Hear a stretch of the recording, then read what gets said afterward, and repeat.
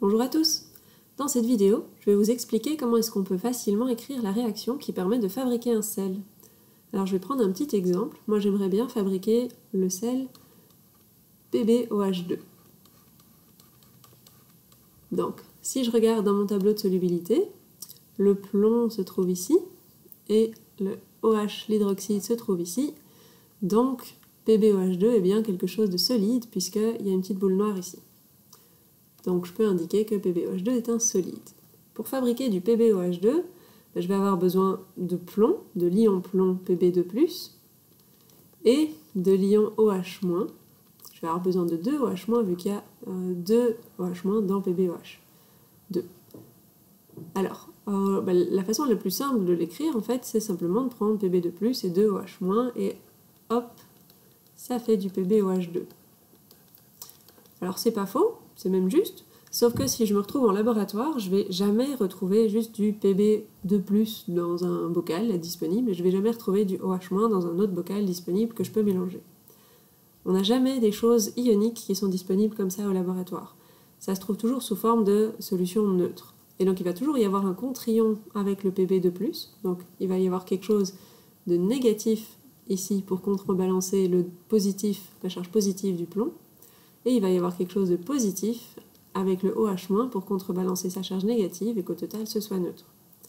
Donc pour écrire une réaction moléculaire correcte de fabrication d'un sel, ici PbOH2, je vais devoir aller choisir au hasard, si on me laisse la possibilité, deux contre-ions, un pour le plomb et un pour l'hydroxyde.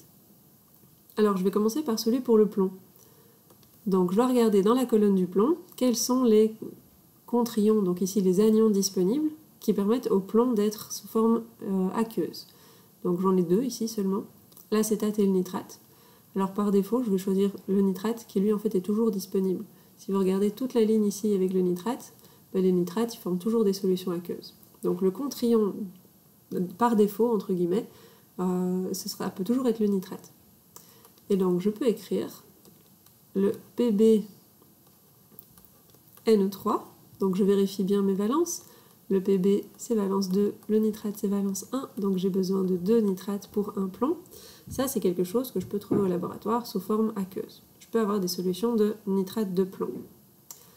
Et je vais faire pareil maintenant mais dans l'autre sens.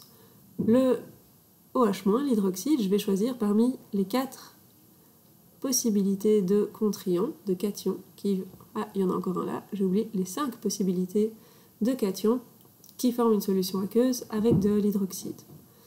Alors, ma préférence à moi, c'est le sodium, parce que le sodium, pareil, il est sur une colonne où toutes les petites boules sont blanches, donc ça veut dire qu'il forme toujours des solutions aqueuses. Et donc, je vais prendre une solution de NaOH. Je vérifie les valences, le Na c'est 1, l'hydroxyde c'est 1, donc ma molécule est correcte. Et donc ça, ce sont mes deux réactifs que je vais utiliser pour fabriquer mon PbOH2. Et donc si je les réécris comme réactif ici, je vais avoir comme réaction PbNO3, 2, qui réagit avec NaOH pour former du PbOH2 solide, et je vais former un deuxième produit, qui ne m'intéresse pas, mais qui se forme quand même, donc je dois le noter, qui est du NaNO3. Une fois que j'ai noté mes réactifs et mes produits, je vérifie que ma réaction est équilibrée. Alors comme il y a 2 OH dans PbOH2, il me faut 2 NaOH. J'ai donc 2 sodium. Je mets un 2 ici devant. Donc voilà la réaction moléculaire de formation du PbOH2. Je vais te laisser avec un petit exercice si tu veux t'entraîner et je te donne la réponse juste après. Donc comment est-ce qu'on peut fabriquer du Ag2CO3, qui est un solide également, écrit au moins une réaction moléculaire qui permet de fabriquer ceci. Et moi je te donne la réponse dans quelques secondes.